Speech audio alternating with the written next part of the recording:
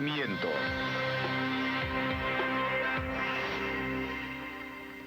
Nunca nos preocupamos mucho por la energía luminosa. Está en todas partes.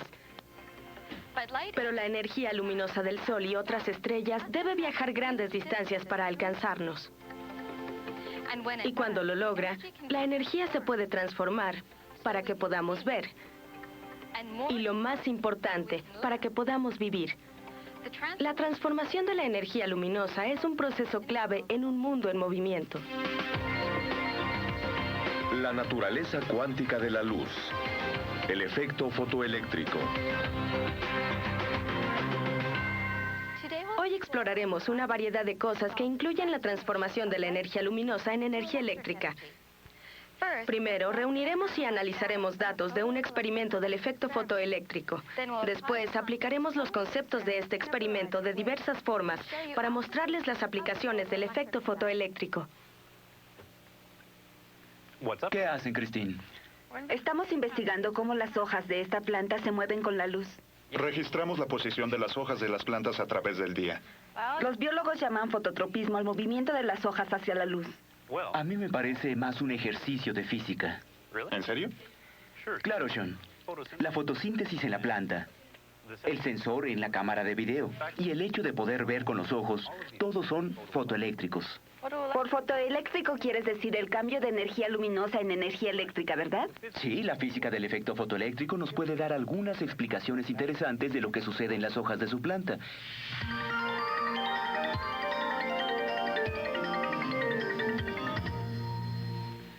Una forma de ver el efecto fotoeléctrico es con este modelo mecánico. No se parece mucho a una planta. De hecho, es muy similar en términos de energía. Miren, la energía luminosa entra y la energía eléctrica sale. Entonces este debe ser un fotón de luz. Y esta canica representa un electrón. Correcto. Y esto representa los átomos que mantienen los electrones de la superficie. Para liberarlos, se debe realizar un trabajo y superar las fuerzas de Coulomb que atraen al electrón al núcleo del átomo. Entonces un fotón de luz entra y choca contra un electrón de la superficie. Y el fotón le cede su energía al electrón. Pero, ¿qué le sucede al fotón? Un fotón es energía pura. Una vez que se transfiere esa energía, el fotón deja de existir. Entonces ahora el electrón tiene la energía y utiliza parte de ella para poder salir del metal. Y el resto queda como energía cinética. Exacto. Podemos usar este modelo en varias situaciones similares. Nuestro conocimiento del efecto fotoeléctrico se basa en una teoría de Albert Einstein. Einstein tomó la idea de Planck y supuso que la luz viene en paquetes llamados fotones. La energía de cada fotón se da por la ecuación E es igual a hf igual a hc sobre lambda. La teoría de Einstein implica que los electrones en un metal se pueden representar mediante un pozo de energía.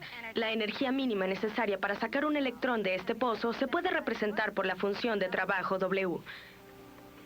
Si un electrón en este pozo puede absorber la energía de un fotón, hf, podríamos describir la energía cinética máxima, EK máxima, que el electrón podría adquirir como EK máxima es igual a hf menos W. La teoría de Einstein supone que un fotón libera un electrón. Por lo tanto, si aumenta la cantidad de fotones que llegan a la superficie metálica, aumenta la cantidad de electrones o la corriente fotoeléctrica. Además, supone que esa energía se conserva. Por lo tanto, si aumenta la frecuencia de la luz de incidencia, entonces EK máxima también aumenta. Pero si la frecuencia cae debajo de cierto valor, no se liberarán electrones. El fotón no proporcionará suficiente energía para que el electrón supere la función de trabajo. Y la cantidad de trabajo requerido variará dependiendo del metal. Oye, cambiaste el modelo. Hice algunas modificaciones para representar la fotosíntesis. ¿Qué me pueden decir de este modelo? Esta parte capta la energía del fotón, así que debe ser una molécula de clorofila. Sí. Y el fotón con una energía hf puede darle más energía al electrón. Así que la energía luminosa se transformó en energía eléctrica. Bien, Christine. ¿Qué pasó con la rampa que mostraba la energía cinética del electrón? En este caso, el electrón se transfiere primero a una molécula receptora de electrones, por ejemplo, de agua. De allí bajó junto con la cadena transportadora de electrones. ¿Cadena transportadora? Es una serie de reacciones químicas donde el electrón transforma su energía eléctrica en energía química. Eso es biología. Esta energía química se usa para convertir el adenosin-difosfato en adenosin-trifosfato. Correcto. La molécula de adenosin-trifosfato actúa como una batería y transfiere la energía a la célula de la planta. Y la planta puede usar el adenosin-trifosfato para hacer azúcar, el principio de la cadena alimenticia. Entonces toda la cadena alimenticia empieza con los fotones. La mayor parte de la vida en la Tierra no podría existir sin esta reacción fotoeléctrica que llamamos fotosíntesis.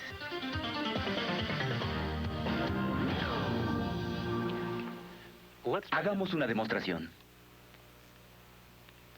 Esta pieza de zinc pulido tiene una carga negativa. El electroscopio indica que la placa retiene esa carga. Entonces tiene electrones adicionales. ¿Correcto? Ahora vean lo que pasa cuando arrojamos luz ultravioleta sobre la placa. Según el electroscopio, la placa perdió su carga.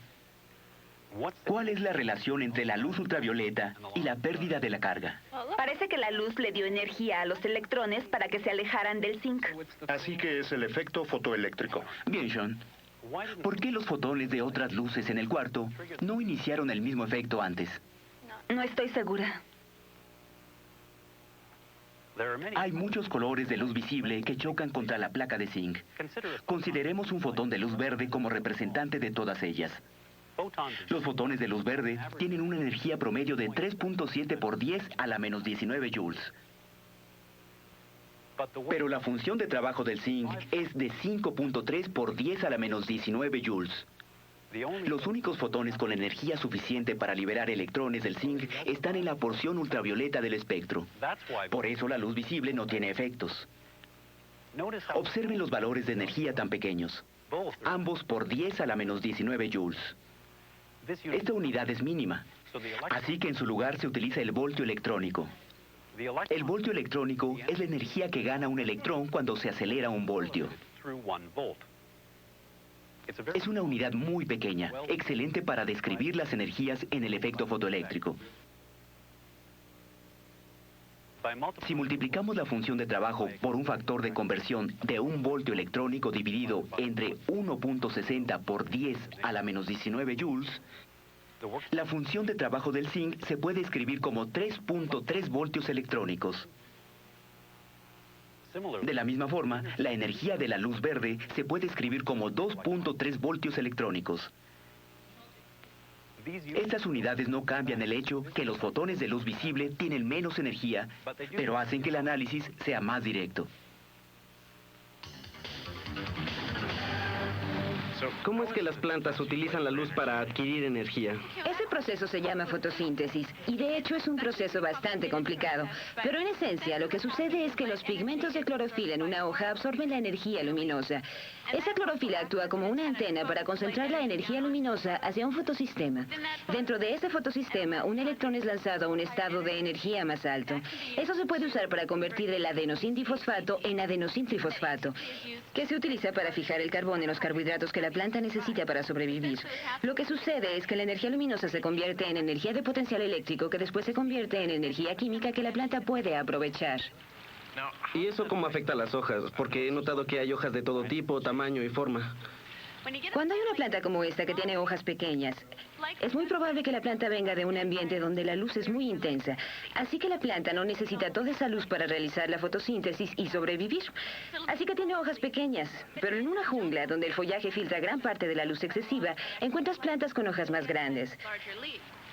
Esas hojas más grandes necesitan utilizar toda la luz que puedan captar. Además, la planta hace que las hojas se orienten hacia el sol en ángulo perpendicular para que pueda absorber cuantos fotones les sea posible. Así que si queremos reunir datos en un experimento fotoeléctrico con luz visible, no podremos usar el zinc. Porque su función de trabajo es demasiado alta, alrededor de 3.3 voltios electrónicos. Entonces, ¿qué usamos? Usemos 1.3 voltios electrónicos. Esa es la función de trabajo de la superficie fotoeléctrica aquí dentro. ¿Y qué debemos hacer? El fabricante ya armó todo, y lo único que tenemos que hacer es reunir los datos. ¿Cómo funciona? Es una fuente de luz de vapor de mercurio. Produce estas 5 frecuencias de luz. Si ajustamos la posición del blanco, esta rejilla de difracción nos permitirá que solo una frecuencia a la vez vaya chocando contra la superficie fotoeléctrica del interior. Genial. Esa superficie se sella dentro de un tubo de vacío y se conecta a ciertos circuitos. Así que todo lo que tenemos que hacer es medir el potencial de parada de cada frecuencia. Como Christine y Sean van a elegir la fuente de color que puede chocar contra el fototubo, la frecuencia de la luz es la variable manipulable. Así, cuando la luz choca contra esta superficie de metal, se emiten fotoelectrones que fluyen a través de los circuitos. Se incluye una fuente de potencial eléctrico con las conexiones invertidas. Y se aumenta el voltaje paulatinamente hasta que los fotoelectrones más rápidos regresen. Como los fotoelectrones más rápidos se detienen, este potencial se conoce como potencial de parada. Las energías se cancelan, así que la energía cinética máxima es igual a la energía del potencial de parada. La relación entre el potencial de parada y la frecuencia debe cumplir con la ecuación del efecto fotoeléctrico de Einstein. Podemos comprobarlo si sustituimos la energía cinética máxima por la carga del electrón multiplicada por el potencial de parada. Podemos aislar el potencial de parada si dividimos ambos lados entre la carga de un electrón. Esto nos da un potencial de parada igual a la constante de Planck por la frecuencia, entre la carga de un electrón. Después restamos la función de trabajo de la superficie fotoeléctrica entre la carga de un electrón.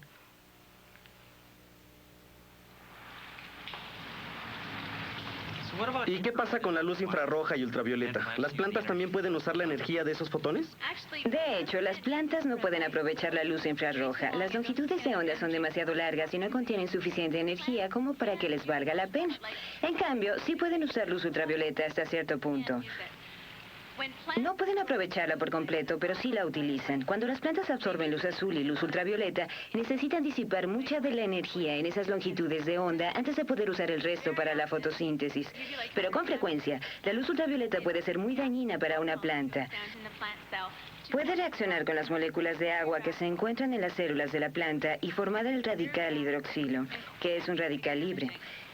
Es una especie química muy reactiva y puede ser muy dañina. Afortunadamente, las plantas tienen varias formas de protegerse de los superradicales y los radicales libres y de la luz ultravioleta en sí. Parece que las plantas están muy bien adaptadas al ambiente de la Tierra. De hecho, las plantas están muy bien adaptadas a su entorno.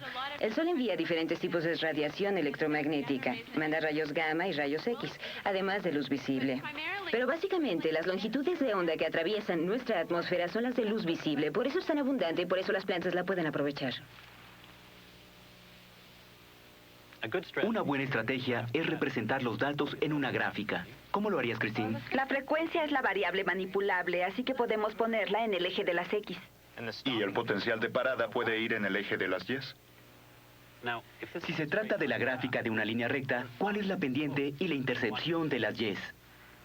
La pendiente podría ser igual a la constante de Planck entre la carga de un electrón. Y la intercepción de las Y's debe ser igual a la función de trabajo del objetivo entre la carga de un electrón. Bien. Ahora, una vez que tengan los datos, tendrán manera de encontrar experimentalmente la constante de Planck y la función de trabajo de este material. Bien, empecemos.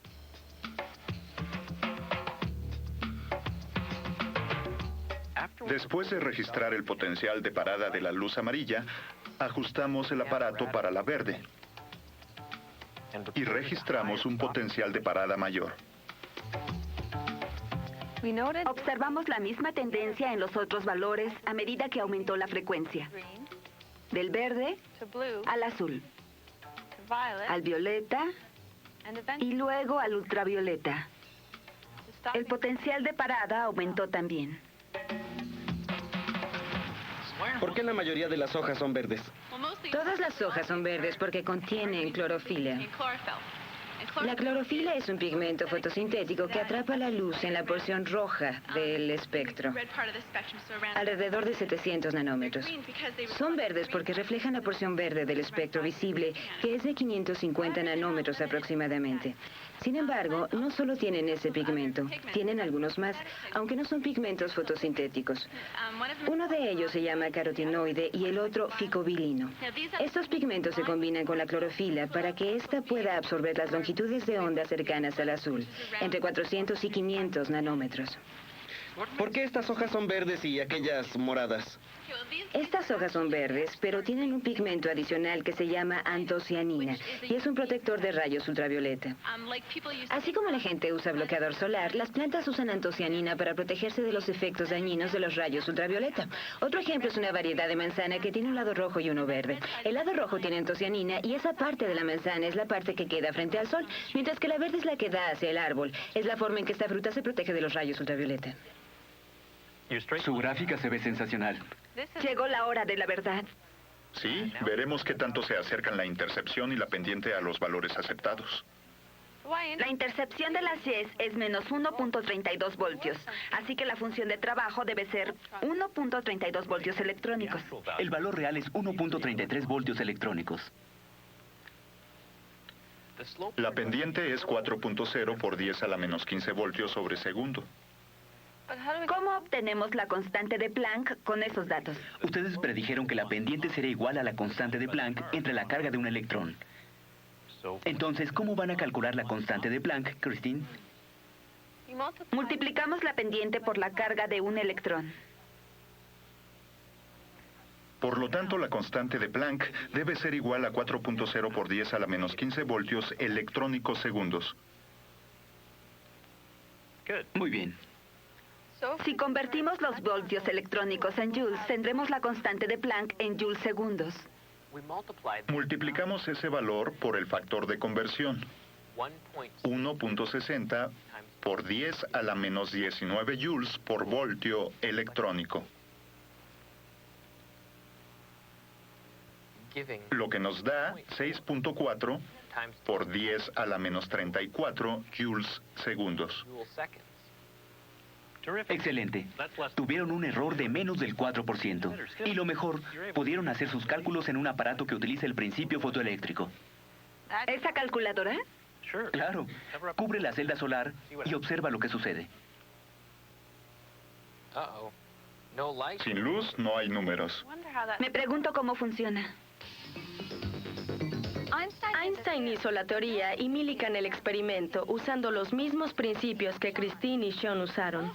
Ambos científicos ganaron el Premio Nobel de Física. Esta calculadora funciona gracias a una pila fotovoltaica que consta de una capa muy delgada de silicio tipo N sobre una capa más gruesa de silicio del tipo P. La P significa que si el contacto en el extremo del material tipo P es positivo y el contacto en el extremo del material tipo N es negativo, entonces la corriente eléctrica fluye de la N a la P a través de un circuito externo. La corriente no puede fluir en la otra dirección. Cuando un fotón choca contra un cristal en la unión entre los dos materiales, se libera un electrón. El fotón le cede al electrón la energía suficiente para abandonar el cristal. Gracias a las propiedades de los materiales semiconductores, el electrón tiende a moverse al lado N. Esto crea un pequeño potencial entre los extremos opuestos del dispositivo y se puede hacer que la corriente eléctrica fluya a través de un circuito externo. Una pila fotovoltaica necesita un modelo totalmente diferente. Hay algunas diferencias. El electrón solo gana una pequeña parte de energía mientras se aleja de la unión del material tipo N. Pero el fotón que sale sigue siendo visible. ¿Por qué el electrón adquiere esa cantidad de energía tan pequeña? Parte de la energía se utiliza para realizar el trabajo y liberar al electrón del cristal. Vaya. Pero la mayor parte de la energía se pierde internamente en la unión a medida que el electrón se mueve hacia el material tipo N. La unión es una región de resistencia relativamente alta. Supongo que por eso dicen que los cristales de silicio son semiconductores. Así es. El resultado final es que el material tipo N se hace más negativo y crea un potencial eléctrico de unas cuantas décimas de voltio entre estos contactos. Pero no hay suficiente diferencia de potencial para que funcione la calculadora. Es verdad, se deben conectar en serie varias pilas fotovoltaicas para que produzcan suficiente diferencia de potencial. Entonces la energía luminosa se transformó en energía eléctrica. Por eso las pilas fotovoltaicas son fotoeléctricas. Así es. Los sistemas de energía solar pueden variar de dispositivos muy pequeños, como las calculadoras, pasando por la alimentación de dispositivos de mediana escala, como los teléfonos de emergencia en las carreteras, las boyas marinas para navegación, e incluso una casa como la que está atrás de mí. Y hasta sistemas muy grandes que cubren muchas hectáreas de tierra y que proporcionan electricidad a la rejilla de alimentación. Aquí estamos mostrando un sistema de energía solar conectado a una rejilla de servicios. Este sistema alimenta directamente toda la casa. No hay baterías ni dispositivos de respaldo. De hecho, utilizamos una rejilla eléctrica como respaldo. A mediodía, no importa si es verano o invierno, mientras esté soleado, producimos más electricidad de la que la casa necesita. Así que proporcionamos energía a la rejilla eléctrica y a nuestros vecinos desde nuestra casa, y al mismo tiempo reducimos el consumo de luz.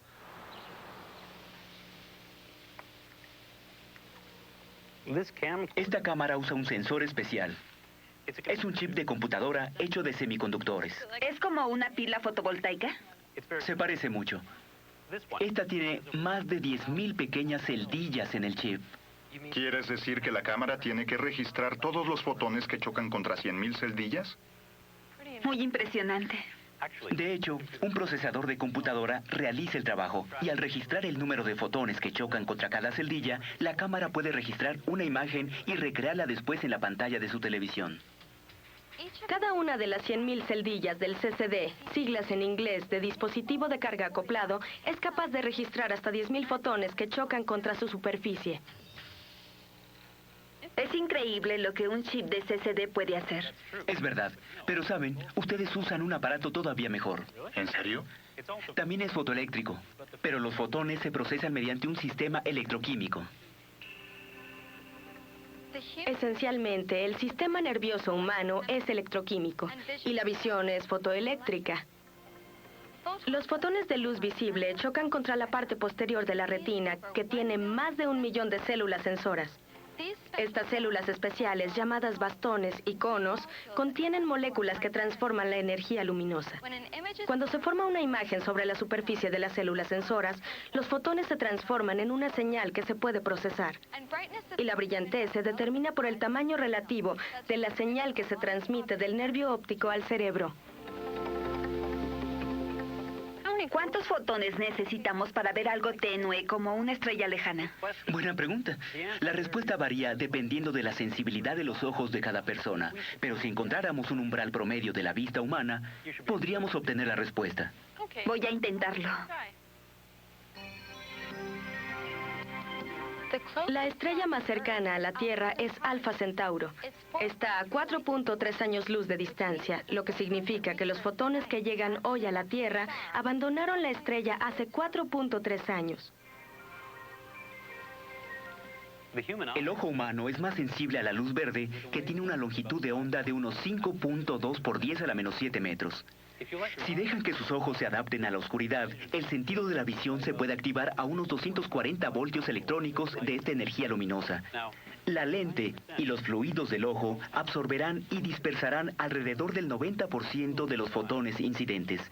Y solo la mitad de los fotones restantes podrán iniciar una respuesta en los fotorreceptores.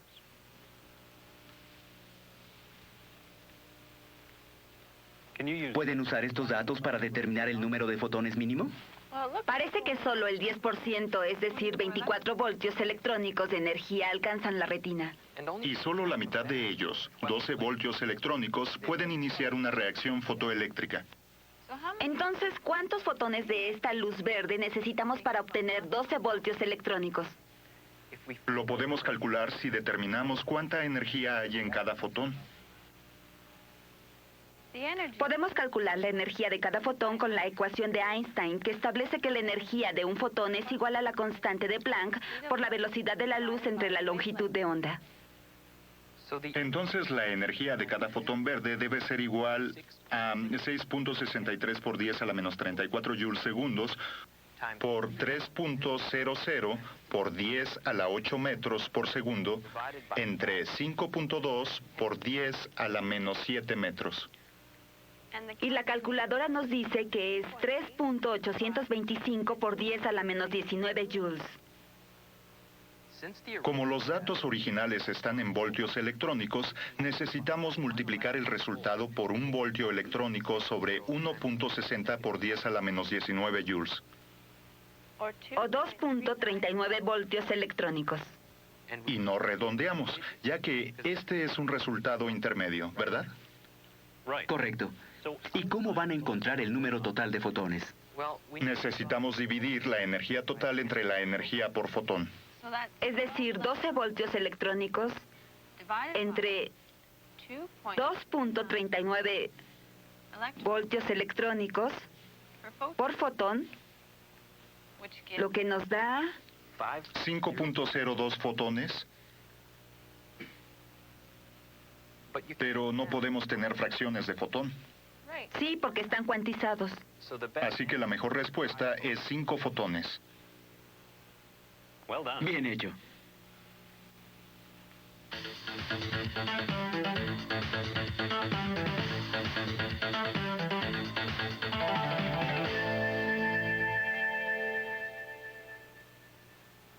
¿Ahora entienden a qué me refería cuando dije que este era un experimento de física? Claro, la fuente de luz emite fotones. Las hojas absorben los fotones y usan la energía para la fotosíntesis. ¿Y usan todos los fotones? No absorben todos los fotones. Sí, algunos se reflejan en la cámara para ser convertidos en energía eléctrica y luego procesados en una señal. Y por último, algunos de los fotones se reflejan en nuestros ojos. Para ser convertidos en una señal electroquímica. ¿Qué nos permite ver? Excelente. Muchos de los procesos más importantes en la vida incluyen la transformación de la energía luminosa en energía eléctrica. Dependemos en gran medida de cosas fotoeléctricas. Mientras ven este programa, los fotones de luz de la pantalla de su televisión estimulan los bastones y conos de la retina. Podemos ver que todo lo que comieron hoy empezó con los fotones que vienen del sol. Obviamente, la energía de los fotones permite que la vida florezca en nuestro mundo en movimiento.